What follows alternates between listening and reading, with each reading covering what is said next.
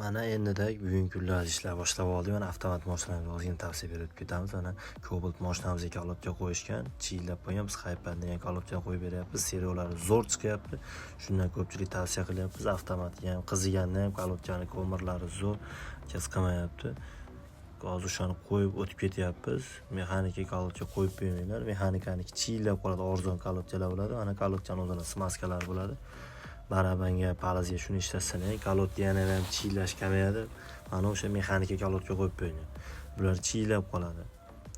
Mana hozir jarayonimizni mana ko'rsatib o'tib ketamiz. Avtomat Cobalt.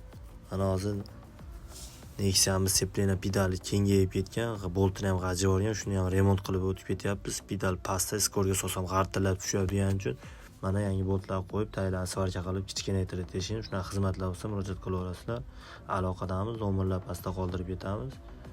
Mana hozir Nexia 2miz ham tayyor bo'lib qoldi. Mana seplenamizni tekshirib qilib beramiz. Mana pedalni sug'urib olganmiz. Hozir qatirdik. Mana ko'rasizlar, qatirilgan holatini ko'rsatib, mana skorlar yengil tushyapti, mana ko'rib turibsizlar.